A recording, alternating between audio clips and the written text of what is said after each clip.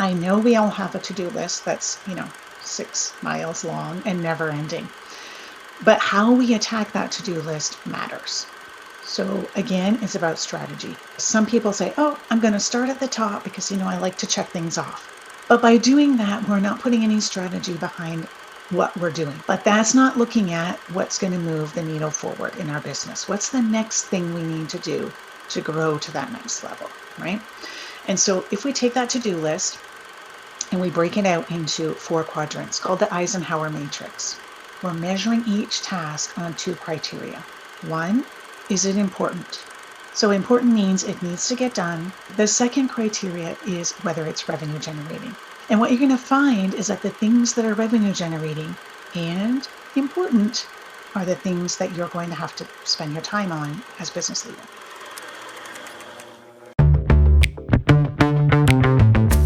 You're on a mission, and you just need more people to know about it. And whether you're brand new to marketing or a seasoned pro, we are all looking for answers to make marketing decisions with purpose.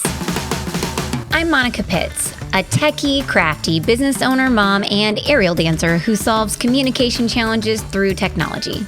This podcast is all about digging in and going digital. I'll share my marketing know-how and business experience from almost 20 years of misadventures. I'll be your backup dancer, so you can stop doubting and get moving towards marketing with purpose.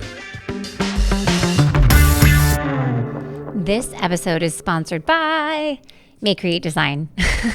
Yeah. That's right. We sponsor ourselves. And brought to you with love by our Marketing on a Shoestring mini course. Now, our free beginners mini course is all about marketing on a budget. And contrary to popular opinion, you don't have to spend $1 million or do something that you hate to market your business. Get ready to challenge traditional marketing assumptions because this 101 mini course is designed to give you a rock solid foundation so you can make the right decisions for you with total confidence. You can check it out at youmaycreate.com. That's youmayecreate.com. And the link, of course, will be in the show notes. Okay, now back to business. So, hello everyone, and welcome back to Marketing with Purpose. My name is Monica Pitts, and I am your host today. And I said my name really weird, so I'll say it again, Monica Pitts. So, my guest today, Donna Dube, is a certified director of operations, business growth strategist, and owner of CEO Amplify. So she's got lots of credentials. But what makes her really cool is that she's a time and process master, which is, I feel like, something that we can all use more of, because if there's one finite resource that every business owner has, like any leader has, really, even just a parent, is just time. Right? And so we have to make sure that we're using it and investing it wisely. So she helps leaders shift from being overwhelmed by the daily grind to confidently steering their companies towards growth and sustainability. Who doesn't want that? Everybody wants that. That's so incredible. So Donna is here to talk with us about CEO habits that have allowed her to create, rinse, and repeat marketing systems to avoid the feast and famine months while still having time to work on her business. Yay! So everyone, welcome Donna. Donna, say hi. Yes, welcome. Thank you, Monica. So happy to be here. So I know that you call yourself a lazy marketer, but you also are not like considering yourself a marketer, which I think is really exciting because most people have to do marketing. They don't want to do it. Like, I want to design things. I don't want to market. I just want to make things pretty, but I know they have to be purposeful, right? So if you're not a marketer by trade, then what are you? Tell us about that. Yes. Yeah, good question. So I'm an operator through and through. I love to plan. I love to think ahead. I love to strategize. And I love to put systems and processes in place behind that strategy to make things easier for myself, but also for my clients. And so I find, when I came into this online world, I wished it was build it and they'll come. Yeah. Unfortunately, those days are long gone, right? And that's not the way it is. And so it did take me some time to really figure out that, okay, marketing is something that I need to do if I want to grow this business, right? It's not going away. I can't push it under the rug. I can't hide from it. So I need to be able to find ways that, one, align with me, and two, fit within the time and the resources that I have, right? So, it was a trial and error for sure. It was never a straight path. But I've been able to find ways to say, okay, I can do this, rinse and repeat, right? Yeah. So that it's easier on me, it's easier on my team, but we're still getting out there, we're still being visible. So what led you to this path of owning a business with a team, doing this thing? Where did you start? Yeah. Yeah. So, like most listeners, our path to entrepreneurship is probably windy and twisty, not straight and narrow, and mine is that way as well. I actually started my career in nursing. So, I was an ICU nurse for a number of years, and very different from what I'm doing now, right? But there are some similarities. I don't like to think of my patients as a project. But in some ways, there were different aspects, many moving parts that were going on that I had to keep on top of. And so when I switched from doing nursing, we had kids and I stayed home with them for a bit. I wanted to get back into the workforce, and online businesses were growing at that point. And so I moved into doing project management with small business owners. So I would come into their business just to manage a certain project. But I quickly realized that so many entrepreneurs are drowning behind the scenes, right? They're working way more hours than they want to. They're being bottlenecked. A lot of what's happening in their business is being bottlenecked by them. They want to grow bigger, but they're more than they are at the capacity, and they can't go further. And so they all look good from the outside, but behind the scenes, they're drowning. Their team's confused. Their team isn't accountable. And so it was at that point that I realized, no, I want to dig into this further. I want to actually come in their business and work one-on-one with them to help them set up these systems and processes, to help them realize that they can have their team accountable to them, and give them some freedom, some time freedom, because the truth of the matter is most of us started our business for that exact reason, right? We may have had a corporate salary that we wanted to, at least replace, but we were really looking for some time freedom. Yeah, and some like emotional freedom, some decision-making freedom. I feel like freedom is a core value that a lot of business owners share. And I also think that we also get into business because we have a skill that we do really well. And then when it comes to learning how to push that out into a team and be able to mirror our own strengths and efforts and strategies, it gets really challenging because a lot of us are actually, we're really charismatic, like big thinking people, right? We don't have the skill that you have, which is that process driven strategy mind that will like break stuff down and see that. And I'm super thankful that I have Stacy in my company because she does that for me all the time. And the longer I run my business, the more I realize I'm like, okay, so that was a really fun idea. Let's write it down. We'll come back to it in 3 weeks and see if it still seems like fun. And don't start it today, Monica. Don't start it today. Yes. So I agree with you. Exactly. A lot of business owners need you, and they'll come to us and they'll be like, hey, will you build us a website? And then we'll listen to their story. And then we're like, oh, a website isn't going to fix that. A website doesn't fix that problem. It actually might make that problem bigger because you'll have this great thing that tells your story, that can connect with people, that makes you seem very, very legitimate. And then, but you still have that same problem to fix, which is how do I fulfill? Yes. How do I have a life? How do I, make my team like exceed my expectations and maybe my clients too, it's tricky. And I think yes, for sure. Some of that actually goes back to those CEO habits that we promised we were going to talk about. So you said that you have CEO habits that have allowed you to create, rinse, and repeat marketing systems to avoid feast and famine. So I need to know what a CEO habit is. I need some definition here. Yes. So these are 6 habits which I have been able to implement in my business and also in clients' businesses. And really, they're simple from the outside. But like many habits, you gain momentum from doing them over and over, right? So it's not a one-time, I did it once, I didn't see the magic, it doesn't work. No, it has to be repeatable. And so the first one is what I call CEO Power Hour. And this is a 1-hour block that you put in your calendar every week. Same time, same place, every week. Doesn't matter what day of the week. It can be a Monday morning, can be a Friday afternoon, Sunday night, whatever works for you in your life right now. But you want that 1 hour of quiet time. And what you're doing there is reviewing and reflecting on your business each and every week. And so you're asking yourself, am I still getting new people into my world? What is my strategy for that? Is it working? Look at some data to know I'm getting a return on investment on this strategy. Then you want to look at your revenue. How is my revenue this month? Where is it compared to my 90-day goal and my 12-month goal? And the reason we want to look at this frequently is because it's like a snowball. It can start off very small, but if we don't pay attention to it, it can grow and grow and grow, right? And so we want to catch that snowball when it's small. So if we look at our revenue for the month and it's above our target, great, let's celebrate. And then let's look at what did we do for the past 3 months that helped get this revenue goal there. And let's double down on that because it's working. If our revenue is below our target, what can we do to infuse something to help us reach our target, right? Maybe we need to reach out to a few people.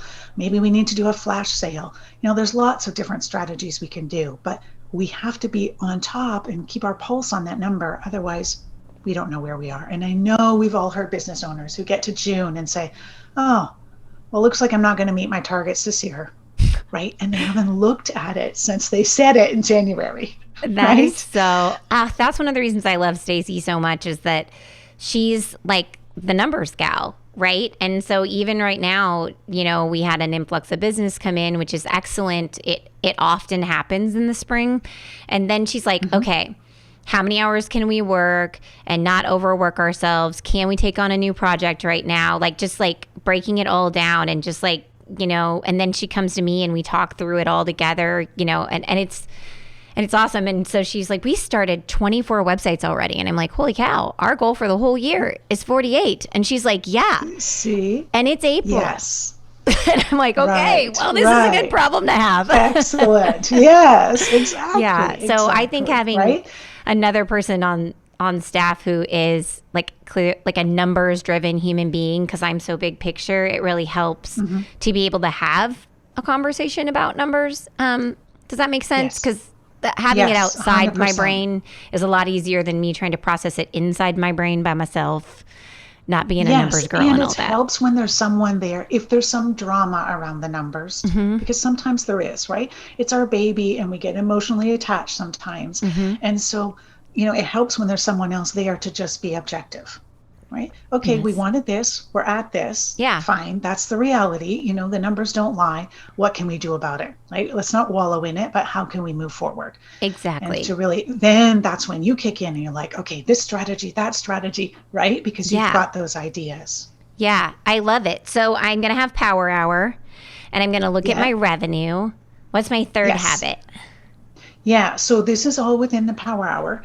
Oh, okay. And the next piece of that Power Hour is to really look at your week. So what's my calendar look like? Do I need to move things around? Am I overbooked? Did I miss something?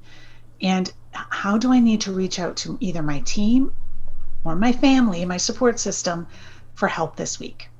Because it might be that you have a crazy week. Maybe you're traveling, you're doing this and that, and you need some help at home, but you also need some help on your team, right? Someone needs to clean those floors. Yes. So being realistic and then communicating with those around you so that they know what the goal is and where you're headed. And then you want to make sure that you have time in your calendar to do the high-level CEO tasks that you're responsible for each and every week. So you're going to be looking at your goals. I like to take 12-month goals, break them into 90, and then down into monthly goals. So what do I need to do this week? What do I need to do this week to get me one step closer to my goal, right? A huge 12-month goal sounds great, but it's difficult for many of us to imagine, okay, what do I need to do on Tuesday then to get closer to that goal, right? It's too big to swallow. So break it down, and then, all right, this week I need an hour to focus on, doing some market research for this new offer I want to do, right? And ensuring that the tasks that you're doing are what I like to call growth level tasks. So this is a second habit, separating maintenance tasks from growth level tasks. So if we think about all the things that happen in our business, we can put all the tasks into one of those two buckets. Yeah. Maintenance tasks are things that have to happen, right? And most of them have some sort of deadline to them. Things like, you want to fix a landing page, you want to get an email sent out, you want to, send invoices, do your budgeting, do your books, send some social media posts. All those things are routine tasks that need to happen, usually at a certain task. Mm-hmm. The question and the thing I always want CEOs to look at is, do they need to be done by you? Yeah. And the bigger we grow our business, the less time you as business leader should be in the maintenance tasks. So if we take, an image of a solopreneur, just started their business, they've got an offer out there, they're getting some sales, they're going to be still doing some maintenance tasks because they don't have anyone else on their team to help them. Mm-hmm. But even there, you can look at, what can I automate? Because automation is another way of delegating, really. Heck right? Yeah. We're just not automating to a human. Yeah. Or what can be paused and stopped for right now because I'm actually not getting a return on it. Mm-hmm. Right? Then as we get bigger and we have people supporting us, we want to make sure that we're delegating those tasks to our team. Yeah. And this allows us as business leader to then focus on the growth level tasks. Mm-hmm. So these are the tasks directly related to generating revenue. Things like setting up partnerships, networking, podcast guesting, doing master classes, getting in front of other people's audiences, creating new content within an offer, coming up with new ideas for an offer, sales calls. You get the picture, right? Yeah. These are things that you would not hand over to a team member unless you grew so big that you had, a C-suite to handle those things. Well, right? And usually I feel like as a CEO, this juices you up. Like these are things that are going to fill your bucket that you like to do because they are those big picture things. They're not super detail, like small minutia items. I love it. And I agree. I love that you said that the maintenance tasks, automating them can be like the same as delegating them, because I was going through, like, even for producing this podcast, for every episode, it has to have a file made in Google Drive, and then another file had to be put inside there, and then a link has to go into Airtable, and then a post needs to be made on the website. And so I was like, man, and they have to be done exactly just so, or it doesn't work, right? Mm-hmm. And so I was like, man, this sucks. I don't like doing any of these things, but I have to do it, and it takes me time and blah, blah, blah. And then, the invite to you has to be updated with the questions link, and that document has to be made. And one day my brain opened up and it said, wait a second, if it's that detailed of a task that has to be done right, and all of the information is just plug and chug, it can be automated. Yes. Mm-hmm. Okay. So then I automated that task, which to me ended up being like a growth level task to do, because it meant that it freed up all this time for me.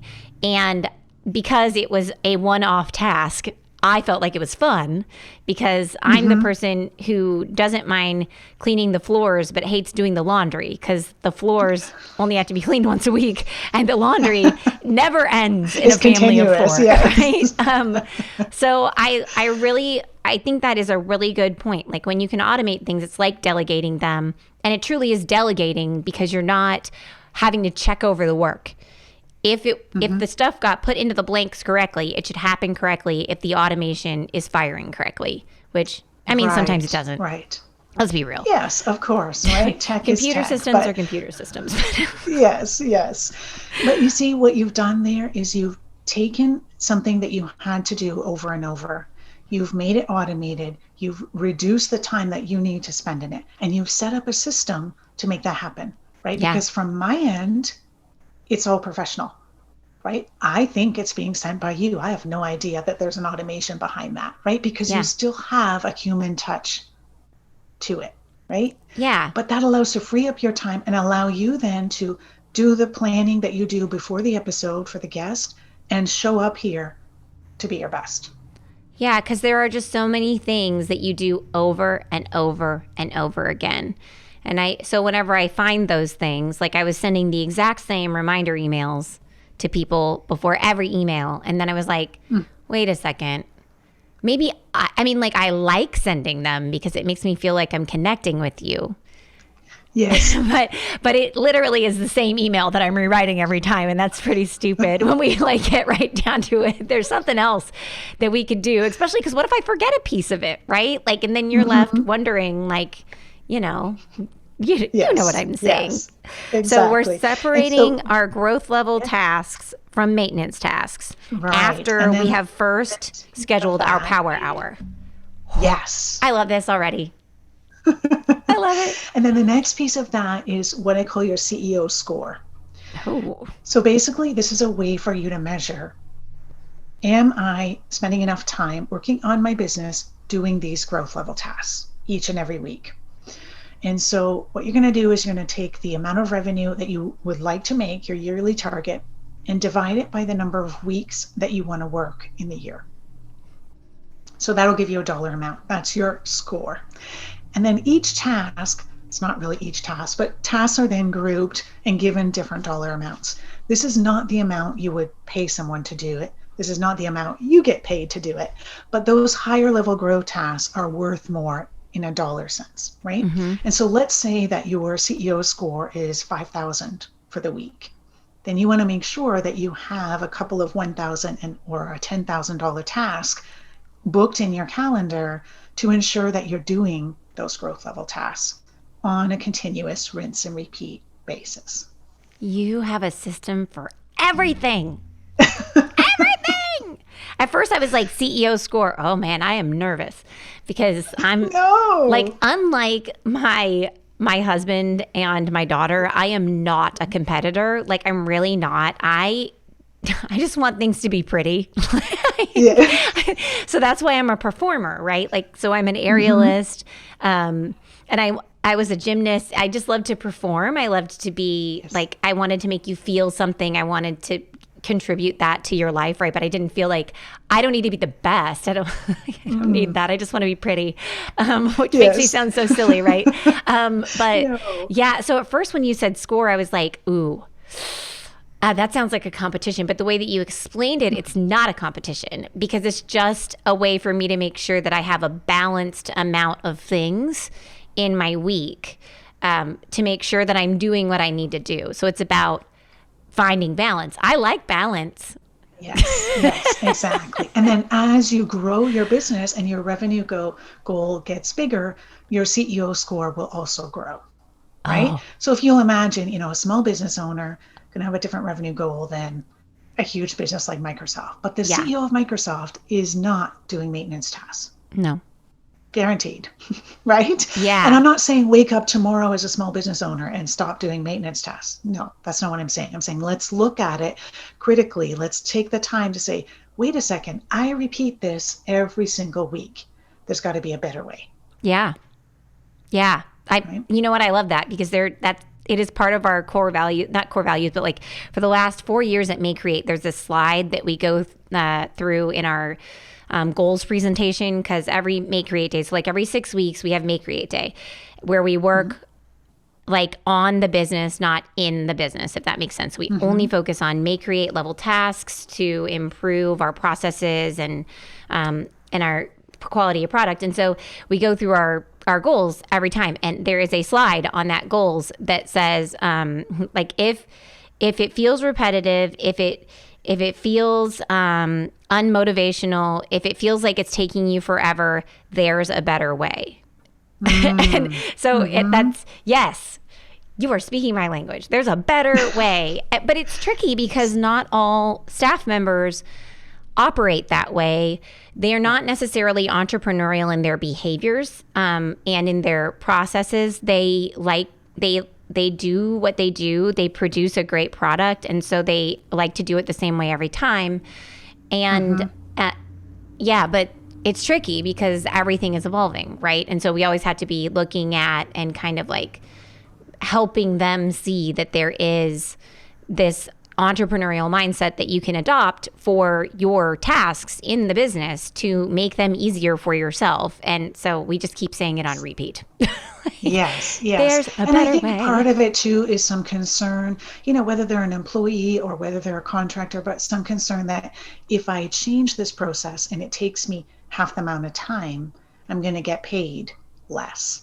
Right. Oh, And so I yeah. think it's just, some mentoring and some educating there that no, actually, I want to use your zone of genius in other areas, right? This, Yeah. I don't want to say mundane, but repeating this thing over and over, we can improve, do it in less time, and I can use you more over here. Or we Yeah. can Well, now and you do could this other do, initiative or this other project that we didn't have capacity for and you before, might get to do right? more of what you like.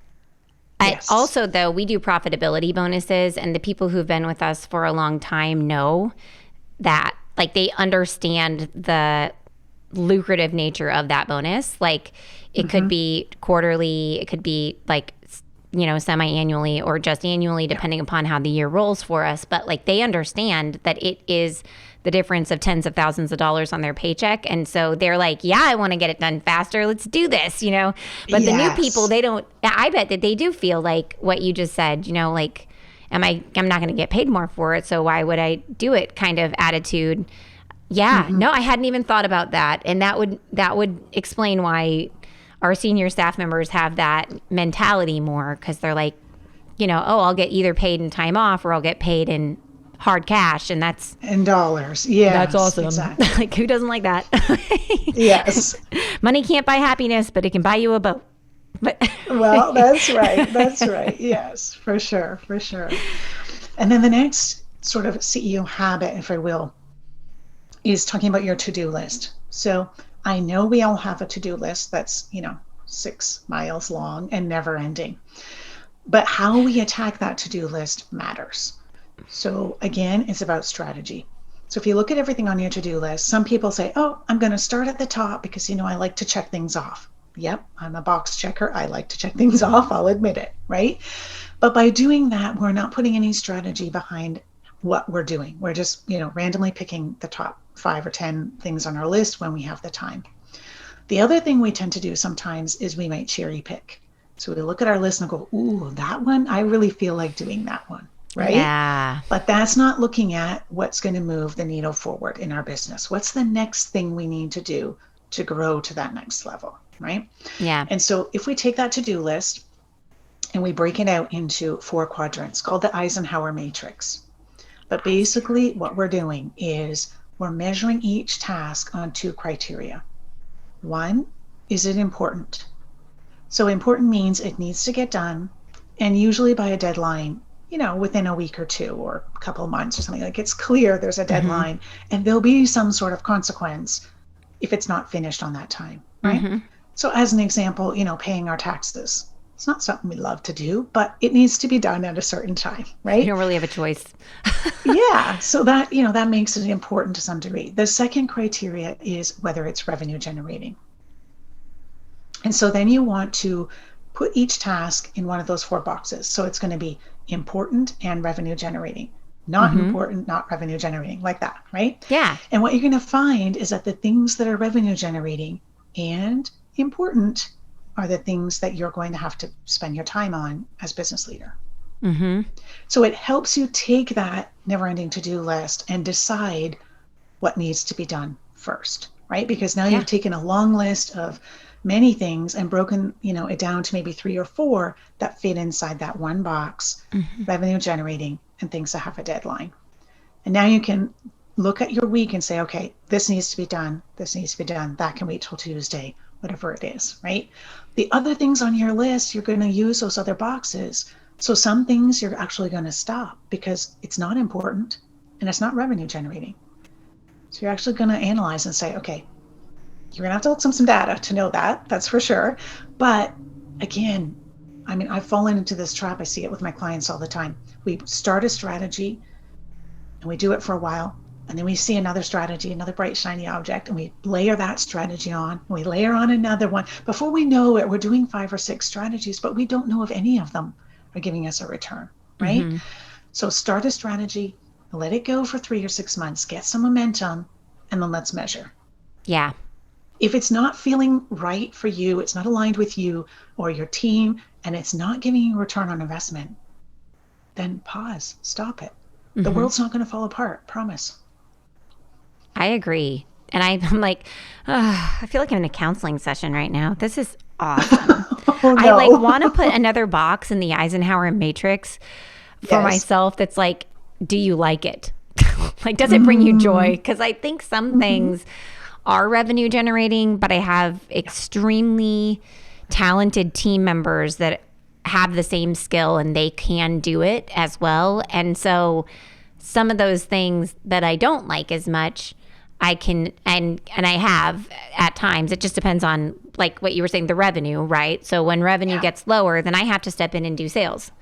When revenue is up, then I don't, because that is Yes. I don't love doing sales, but Yeah. I'm perfectly competent to do it, and I will absolutely do it because I am a business owner, and obviously everyone must eat. But yeah, so it's like I want to put one more box in there, like, do you like it? And then if it's not revenue generating and it's not important and I don't like it, we should just never do it again. Right. God, I wish I could put like Facebook in that category, but I'm not sure Oh, that's Facebook. very Yes. responsible. My social media consultant tells me that is not a responsible decision, but I really want to Yes. do it. It's terrible. Yes. But you know, along that lines, I know I've seen it before. I remember this example really clearly. I had a client who was selling courses to students who had just graduated from university. And so in her mind, she needed to be on all the social media channels because young people are everywhere, right? So she had a social media assistant who was, working at capacity for her, couldn't do much more. And the business owner wanted more visibility on all these channels. So she was coming to me saying, well, I'd like to hire another team member to help with social media, but I'm not sure about the budget, this and that. All right, well, let's look at the data before we make any decisions. Which of these channels are people actually finding you? I don't know. Which of these channels are people actually clicking and taking the action that you asked them to take on your posts? I don't know. I don't know. Right. Okay, good. So let's go find that out first, right? Yeah. And it was so eye-opening because for her, Facebook was actually the channel that was bringing her brand awareness. So people were seeing her brand, clicking through to the website. But Instagram was where they were actually taking action, signing up for her webinar or adding, downloading a freebie, whatever she had there for a call to action. And so knowing that YouTube, TikTok, that was barely getting any traction, right? That was such an eye-opener for her and such a relief because she said, oh, I can double down on Facebook and Instagram. And because of that, I don't need a second person right now. So I don't have to worry about the budget right now, right? Yeah. Double down on what we know is working and let go of the rest that, isn't bringing you that return. Which would make sense because, the attitude that we have is we're like, well, we're making this stuff for LinkedIn and our stuff does well on LinkedIn, which makes sense because we have a business audience, right? Yes. And we're not making a bunch of content that, is, I don't know, like it's not going to be viral. Like I'm cool with that. Yes. But, Yes. but You then we're just like, want it well, to look because pretty. it's on LinkedIn, we should also put it out on Facebook and Instagram. And that's kind of like the mentality that we've had. But what I'm hearing you say is like, we could actually work harder in LinkedIn and use that strategy that we know is working over there with the content we know is working and kind of just let the other ones, like we could let them go because if we're not getting return on them, then it would make sense for us to put the energy, even that we're just having to reformat the size of the graphic, right, into the platform that's actually working. Yes.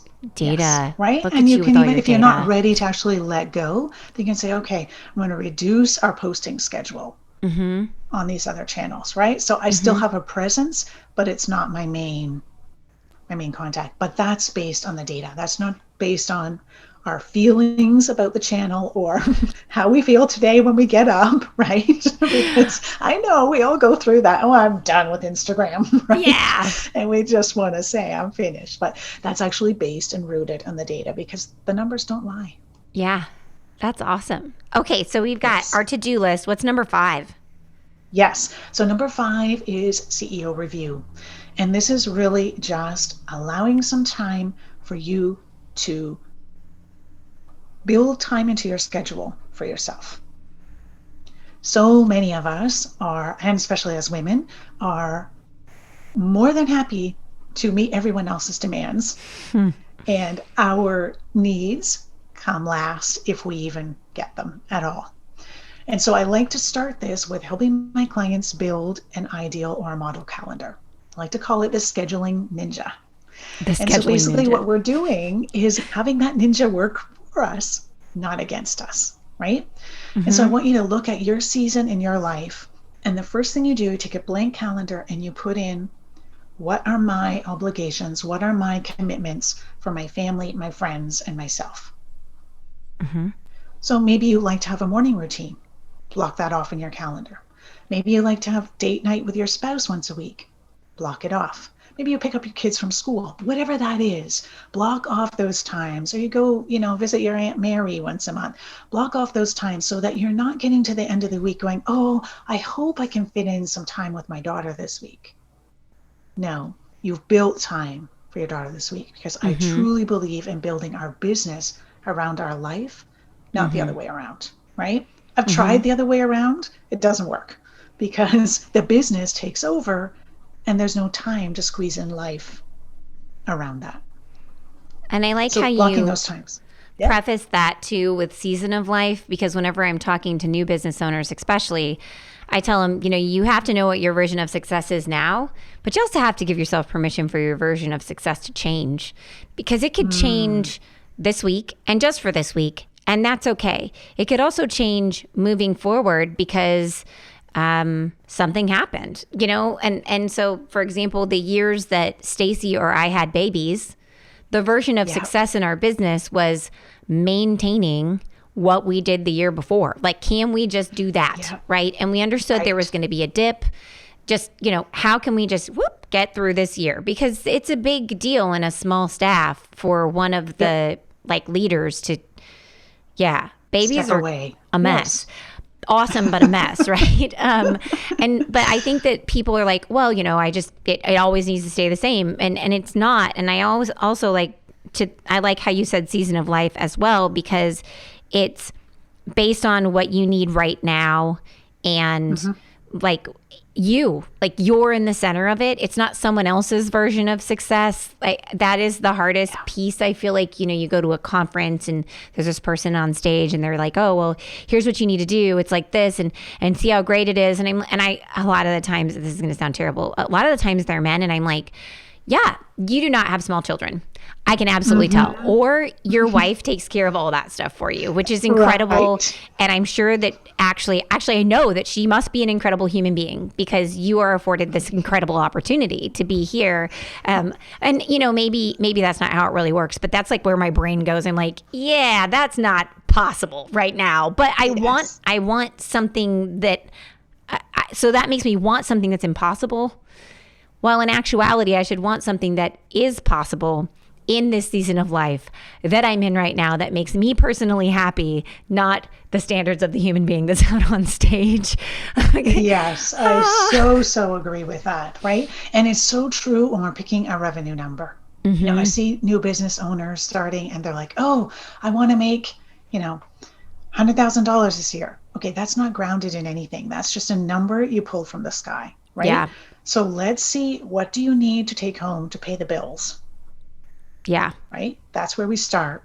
We double that. That's a revenue goal we can aim for. That's possible, right? Yeah.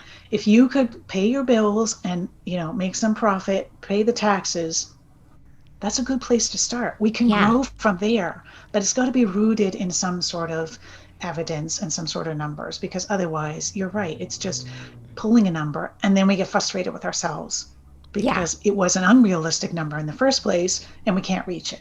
Yeah, exactly. Right? We're frustrated, depressed, and I'm not good enough. And you know how the mind works. Yeah, it ends up spiraling on you. And that's not it. If we can set something that's attainable, we can always move it up from there. But we have to be honest with ourselves. Like you said, season of life. And then what do we really want? We're in the middle of it. So we get to pick. It's awesome. Yeah, for sure. Our last one. What's our last habit?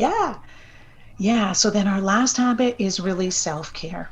And again, it's kind of, thrown through all of what I've talked about today, but really just taking that time to make sure if you like to go for a massage once a month, you're actually doing those things, right? Have time when the laptop is open and it's closed. Most of us are running online businesses, but we really do need to be able to step away. Mm-hmm. Right? If you've never stepped away from your laptop before, take a weekend off. Yeah. Right? Yeah. If you've done a weekend and you want to try longer, take a week. Yeah. Right? But really making sure we have unplugged time from our business. It's so good for us mentally. It's so good for our business. It's good for our team. It just helps all the way around, right? Because if I'm constantly there to answer any question my team has at any time of the day, I'm not empowering them to be accountable, Mm-hmm. right? I'm empowering them to rely on me, Yeah. right?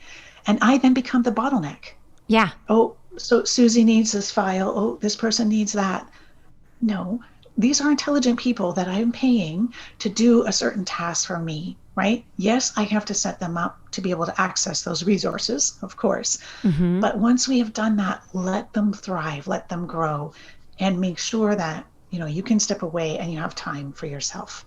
Because you would grant them Because so the many of us, same privilege. Like, that's the tricky thing yes. is, like, you would grant them the same privilege. And I always, like, whenever we are faced with adjusting something that can impact our clients, we're like, oh man, I don't want to move these meetings, or I don't want to have to, like, when we started working 4 days a week, we were like, man, how are people going to take that? They might need us on Fridays. And it's like, no, I would support them in this venture, and I would expect that they would reciprocate and support me. I always thought of, especially with my babies, when they came along, and life just becomes unexpected. Ear infection, great. All right, vomiting, perfect. This is like a normal day, right? And so, Yes. and then you have to call these people and reschedule stuff or change it to a virtual meeting. And I used to calm myself by saying, you were so flexible with everyone else when you didn't have kids. You were understanding. You built up this karma. Now you can cash it in. Like, just it's okay. It's totally okay. So, and if they can't understand, then they don't need to be part of what you're doing. Like, who wants unsupportive, like, partners? And yes, they're paying you, but who wants unsupportive, like, client partners? Like, that's crap. Like, but let's not do that. Yes. And it is tricky. I understand, you got to get paid, but they should be able to. But still, I think setting up the expectations from the get-go, Yeah. makes a huge difference, right? So now, for example, get a new client, you can easily say, all right, we work 4 days a week. You can expect to hear from my team between this time and this time. Exactly. Like setting those boundaries and making it clear from the get-go. So if I don't like what you're saying as a potential client, I'm like, oh no, that doesn't work for me. Great. Yeah. I move on, you move on, right? It's got to be that alignment. But I think it's just, being intentional to set those boundaries with our clients, but also with our team members. Yes, 100%. I love it. So how do we take these 6 things and make them into this rinse and repeat marketing system? Right. How does that work? Right. So how does that work is that when we're building our calendar, when we're looking at the tasks we have to do, we know marketing is a piece of our puzzle each and every week, right? Where we run into this, like we said earlier, this feast and famine, is that we're busy marketing. We get clients in the door, then we're busy delivering on client work, and we kind of drop the marketing ball. And so what we need to do is have a system behind that marketing. So we have a marketing strategy, and then we have a system for attracting, for engaging, and for nurturing that new audience, so that we're continuously doing that week after week, right? So we can take this podcast as an example. So your podcast has got subscribers, it's got listeners who come and listen every single week, right? When your episode drops, they're there. They can't wait to hear it, right? You're also out there on the different channels so that new people will come and find you. Oh, this sounds interesting. Well, who's Monica? Well, let me check out her website. Oh, she's got this thing. Let me download it, right? They're starting to explore what you and your business are all about. Yeah. If you all of a sudden stop podcasting, or you don't put out consistent episodes, it's going to have an effect on those who listen and those who follow you. right? Yeah. So having a process and a system behind doing this, we talked a little bit about that, automating what you can, so that you have an episode, if it's once a week, whatever your cadence is, so that you clearly have an episode and you're consistent with it. Because most of us lack the consistency if we don't have a built-in process behind it, right? Because we're relying on motivation, and motivation is sometimes up and sometimes down, right? And Yeah. so on those blah days, on those days you don't feel like doing it, no, but I have an hour blocked off. It's time for me to record the podcast. My guest is coming. Here we go.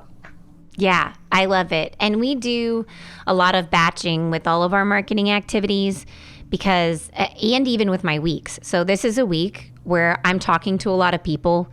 What happens when I start the day talking to a lot of people? I have a really difficult time focusing on really detailed tasks after that. Like my brain went into big picture mode. I'm in conversation mode. I'm like using a different part of my brain. And so I try to keep it in groups. And then when I'm going to sit down to write all the emails, I write all the emails. When I do the keyword research, I do it for multiple months at a time because it's like I get into it and it's like, I can feel it. I'm jiving. And then because I don't like to repeat things often, I did a whole bunch of stuff and then I can put it all into the system and I can walk away from it. And it became like a one-time task that I do like 3 times a year, right? It makes it so much better. Makes me happy, clearly. Exactly. And it also helps when you batch and you work ahead. That helps for when life, gets tricky, right? Mm-hmm. I'd really like to, take Friday off. Oh, but I can't because I have to do X, Y, Z. But no, if I have some, in the cooker, in the queue already, then I can take that time off when I need to. And, we're not behind. Things are still rolling, right? Yes. So having that process and then ensuring that if you have a team, the team knows what their responsibilities are within that process, what needs to be done when, what success looks like, and then they can take autonomy and run through that process and make it work. Well, and it sounds like, too, even just separating those growth level tasks from maintenance tasks, like you can see which parts of your marketing are yours because you are, maybe, and maybe you also had a like it category, all right, in your Eisenhower Matrix, and you checked that box. So maybe those are yours, but then the other ones you can probably start it and then pass it off to someone else once you have a system in place that they can work within and develop. Exactly. So I got to know. What works best in your marketing? Because I want to know for every business. I just want to dig in. I'm like, what works best? What is the thing that you would do over and over again that you will probably never stop doing? What is it? Yes. So I have to say within the last year, I think I started at the end of 2023, I decided to do some podcast guesting and I absolutely love it. Yay. Right? I love having conversations. I love to be able to share, whatever tip or tidbit, if somebody in the world heard it and it helped them. Yes. That just, makes my heart sing. So I've really enjoyed that. And then last year I started my own podcast. I'm just doing solo episodes, but I'm really enjoying that as well. So those two are sort of my main areas right now that I focus on. I've never been a huge fan of social media, so I'm on there, but it's not my favorite place to be. I certainly don't spend time in groups and commenting and Yeah. So is your podcast bringing in business and the guesting is bringing in business for you then? It's being successful? Yes. Clearly you would know because it's taken some have time. Numbers. Yes, exactly. And it does take time, right? Everyone knows these are not flip the switch, and I'm going to get clients tomorrow strategies, right? That's just not how it works. Give it time, right? I always say whatever you did in your business 3 to 6 months ago, you're seeing the return now. Yeah, 100%. Right? So we have to have time to let that strategy work. But yes, definitely. So that's a win-win, right? I'm enjoying it. I've got a process behind it. It's not clunky. It's not something I don't enjoy doing. And I'm seeing a return on investment. So that's exactly what you want to find. And then, okay, so we talked about automating things and creating processes. And for me, as a tech lady, that involves some tools, like some tech tools. And so I'm always really curious about what tech tools are like your go-to? So what's the thing that you love that just you're like, this thing, I could not do it without it. What is it? Okay. Yeah. So I have two that relate to my marketing. Of course, on the operations project planning side, there's a whole other ones on there, but for marketing for sure. I am embracing AI. I will say I'm not an expert at AI, but I'm trying to embrace it to, help instill ideas and get me started. Right. Yeah. So I really do enjoy a product called Cast Magic. Okay. Which is helping with podcasts. So I can put the podcast episode in there. It will spit out a transcript. Of course, it's not perfect, but it gives a transcript. It gives some ideas of show notes. It gives some ideas for social media posts, gives an idea for email. So that kind of gets me started, because I found before I was like sitting on the blank page going, okay, I just finished talking. Now, what am I going to summarize? What am I going to write to say this was about, right? Yeah. So that helps for sure. So I really enjoyed that. And then the other piece is just a scheduling tool called Smarter Queue for scheduling on social media, just organic. I'm not doing any paid. And this has just helped because it can take a content. For example, when this podcast episode gets released, I will happily share it with my audience, but I can queue it. So I can say, okay, take this post and post it once every 3 months. Right? That's awesome. So I'm getting more hits out of that one post because it's posting it again later. And we all know social media has like a lifespan of this, right? Like 8 hours or less. Yeah. Right. So it just helps to, be visible again, share that thing, whatever it was, without my team actually having to go get that post and put it out, get the image again. Right. So I'm really enjoying that as well. Oh man, I got to look into those. We use some systems for it right now to do those things, but it sounds like these are very streamlined. I love tech tools. They make me so happy. They're so great. Yes. So tell people where they can find you online, or I guess they could call a phone number. I call phone numbers. Yeah. Is that still a thing? Yes. Okay. I know, it's weird, isn't it? Okay. You don't have to give everyone your phone number, but tell them where they can find you online. Yes. No, that's fine. It's funny that you say that, just as an aside, because I have a teenager who's 19 in the house. And so encouraging, looking for jobs for the summer and this kind of thing. And I was like, well, why don't you reach out and phone them? And he looked at me like I had 3 heads, right? Are you crazy, Mom? No. And I was like, well, you could go in then to the business and ask, oh, that's even worse. Okay. Different generation. So I sit in on a panel. It's an employment panel, and then there's a mock interview panel for our local high school. And I say that same thing to the students. I like, you need to, go in, especially as designers, because otherwise, they're just going to look at your portfolio and that's it. And if your portfolio isn't like shining and bright and exactly what they're looking for or exactly what they like, then it's tricky, right? And you might not at the beginning especially have a portfolio that can do that because you don't have all the experience yet. You're still new. So I always say go in. I have hired people because they came into my office and sat and waited for me. I have. And I have had great hires sometimes from that too. So and if I don't hire you, I will still take you into greater consideration in the hiring process because you showed up in my office. I will. They got to know who their audience is too, though. You know what I'm saying? Like, we're the ones hiring them. So if we have to adjust our management style for them, they can adjust their initial style a little bit if what they really want is that job too. Very true. I'm not saying change everything, but know your target market, right? Okay, so how do they find you online? Sorry, funny trail. So my website is ceoamplify.ca. Podcast is also CEO Amplify, same name. And so they're welcome to check out there. I have a free resource there, which is the CEO Power Hour Playbook. So back to the top of the episode when we were talking about that Power Hour, if that's something you want to, institute into your business and you're like, I just don't know, I don't want to sit there by myself for the hour, this will help you walk through each of the steps so you know what to follow. Well, thank you so much for hanging out with me this morning. I took so many notes. Like literally, I think I have 4 pages of notes from our conversation today because you have been so incredible sharing all the things that you know, and you have done an excellent job of breaking down something that most people just say to do into a process that someone can actually follow. That is awesome. And I love that. And I'm so excited that we got to share this with my audience today. So those of you who are listening, just know that I should have told you this at the beginning of the episode. I hope you're not doing what I do when I listen to amazing podcasts like this one and writing down all your notes on the back of a receipt while driving. Don't do that, okay? Because you can go over to makecreate.com and you'll get an outline of what we talked about today from my notes that I have written down on this piece of paper.